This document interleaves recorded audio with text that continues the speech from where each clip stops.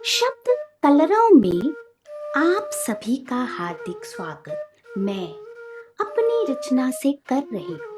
शब्दों को गढ़ जाती कविता, भावों में सज जाती, जीवन सहज बनाती कविता, मुझको स्वातक लाती कविता।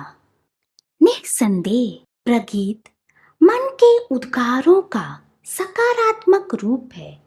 अब इस रूप में सौंदर्य कैसे भरना है, कौन सा रंग घोलेगा रचनाकार, यह उसके सुख दुख राग रंग के पिटारे में कैद होता है। आपने बिल्कुल सही समझा।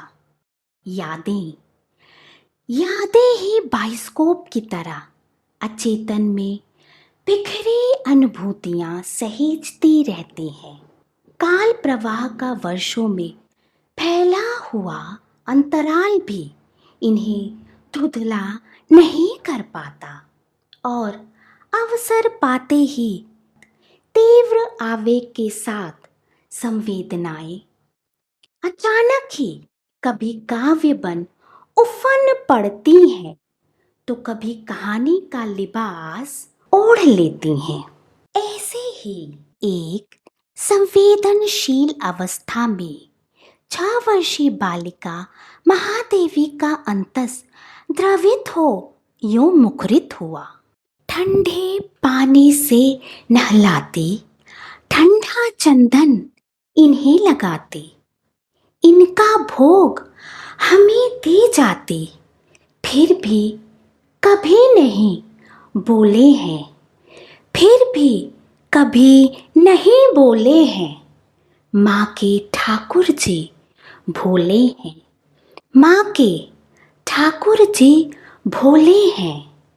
धीरे धीरे संवेदनशील कवयित्री ने अपनी करुणामयी कलम से जो भी रचा, जितना लिखा, तीव्र संवेदनात्मक, मर्मस्पर्शी तथा गंभीर था।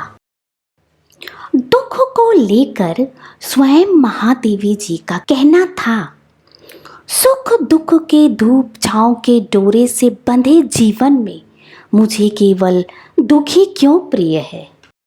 प्रतीक्षा निहार काव्य संग्रह से कितनी बीती पतवारें, कितने मधु के दिन आए, मेरी मधुमेह पीड़ा को कोई पर ढूंढ ना पाए, कोई पर ढूंढ ना पाए। पीर रंग में रंगी प्रतीक्षा काव्य की पंक्तियां महादेवी जी के अथाह पीड़ा समुद्र, निहार, संधिनी, दीप शिखा तथा अन्य काव्य संग्रह का एक नन्ही बूंद है। यह कहना अतिशयोक्ति नहीं है कि कौतूहल मिश्रित वेदना ही महादेवी जी के काव्य साम्राज्य का प्राण तत्व है।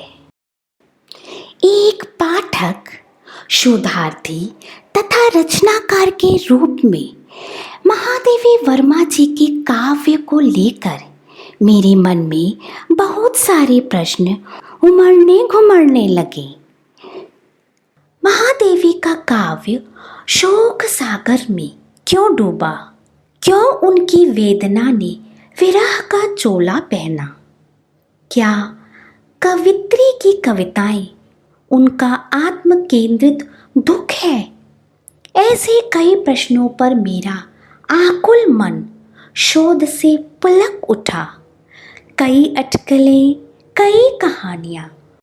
बहरहाल शोध से ज्ञात हुआ कि खेलने की उम्र में हुए बाल विवाह, पठन पाठन में व्यवधान तथा अन्य कई रहस्यमयी पक्ष हैं जिसने उनके निजी जीवन को उपेक्षा और पीड़ा के गहरे सिंधु में ढकेला। इसीलिए स्वतंत्र एवं विद्रोही विचारों वाली बालिका ने आजीवन शोक की सफेद चादर ओढ़ ली। लेकिन कवित्री महादेवी जी जीवन जीने की प्रबुद्ध कला से बखूबी परिचित थीं। तभी तो असीम में मिलता उनका एकांकी एकांत जीवन अक्षर विराट रहस्यमयी प्रियतम से जा मिला और मोह के रंग में रंगी कवित्री दीप शिखा में कुछ इस तरह से उद्वेलित हो उठी। मैं पलकों में पाल रही हूँ, मैं पलकों में पाल रही हूँ, यह सपना सुकुमार किसी का, जाने क्यों कहता है कोई, जाने क्यों कहता है कोई। मैं तम की उलझन में खोई, धूममयी विधि विधि में लुक छिप कर विद्युत सी रोई। मैं कण कण में ढाल रही अली आंसू के मिस प्यार किसी का, अली आंसू के मिस प्यार किसी का। बड़ा ही सात्विक एवं अनूठा है महादेवी का उस असीम सत्ता के लिए प्रेम। वस्तुतः प्रेम की परिभाषा अलग अलग काल में अलग अलग व्यक्तियों के लिए भिन्न है। अधिकांश के लिए नश्वर संयोग ही प्रेम है, लेकिन महादेवी जी ने चुना सूक्ष्म गूढ़ रहस्यमयी सत्ता। इतना अवश्य है कि आध्यात्म एवं स्निग्ध मूक प्रेम के साहचर्य से उन्हें आनंद एवं अमृतत्व की प्राप्ति तो हुई, लेकिन प्रिय से मिलन की उत्कंठा और न मिल पाने की छटपटाहट के द्वंद्वात्मक अवस्था ने उनकी वेदना को विरही बना दिया। विरही आकुलता के झोंके के साथ वह किसी अव्यक्त क्षितिज पथ की ओर निकल पड़ी और उनका हृदय संधिनी में कह उठा, शलभ मैं शापमय वर हूँ, शलभ मैं शापमय वर हूँ, किसी का दीप निष्ठुर हूँ, शलभ मैं शापमय वर हूँ। ताज है जलती शिखा,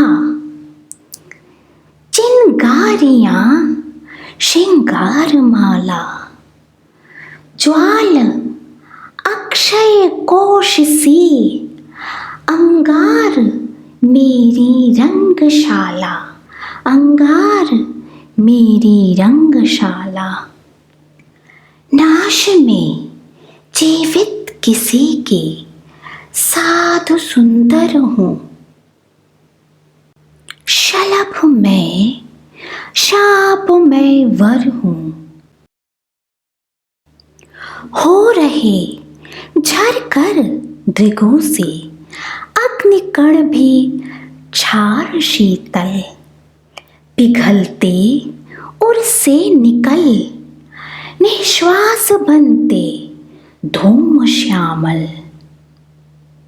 एक ज्वाला के बिना मैं, एक ज्वाला के बिना मैं राख का घर हूँ, शलभ मैं शापमय वर हूँ। कौन आया था न जाने स्वप्न में मुझको जगाने, याद में उन अंगुलियों के है मुझे पर युग बिताने, रात के उर में दिवस की चाह का शर हो, शलभ मैं शापमय वर हूँ। शून्य मेरा जन्म था, अवसान है मुझको सवेरा, प्राण आकुल के लिए संगी मिला केवल अंधेरा। मिलन का मत नाम ले, मिलन का मत नाम ले, मैं विरह में चिर हूँ, मैं विरह में चिर हूँ।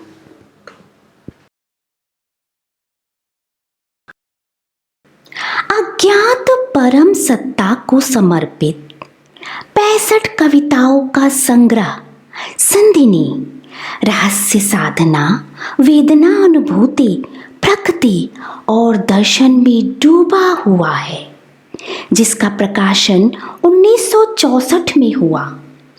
पुस्तक से परिचय करवाते हुए महादेवी जी स्वयं कहती हैं, संधिनी में मेरे कुछ गीत संग्रहित हैं। जिस प्रकार दीपक मंगलाशा व आस्था का प्रतीक है, वैसे ही मेरे गीतों पर भी मेरी एक आस्था की छाया है। महादेवी जी के काव्य वेदना पर दूरदर्शन द्वारा आयोजित एक विचार गोष्ठी जीवन और दर्शन में प्रोफेसर नामवर सिंह ने कहा था, महादेवी वर्मा जी ही नारी विमर्श की पहली कवयित्री हैं। महादेवी का बिगुल तो 1930 में ही स्त्री व्यथा, नारी स्वाधीनता के लिए श्रृंखला की कड़ियां से बज लोक मंगल का रूप धारण कर लिया था। आखिर में शब्द कलरव के सफर से मैं बस इतना ही कहना चाहती हूँ कि वेदना के साम्राज्ञी महादेवी जी ने जितने भी गीत लिखे, सभी गीतों का कथ्य स्त्री हृदय में बसे अपार प्रेम की गहन व्यथा ही नहीं है, बल्कि वेदना के पार जीवन को हर्षोल्लास, जीवन सौंदर्य और जीवन को सार्थक बनाने का महान दर्शन है। करुणामय को भाता है तम के पर्दों में आना, हे नभ के दीपावलियों तुम पल भर को बुझ जाना। महादेवी जी के इसी गीत के साथ मैं अगले पड़ाव में फिर मिलूंगी कुछ अन्य स्मृतियों के साथ। तब तक के लिए सभी को मेरा सरोज मिश्रा का हार्दिक धन्यवाद।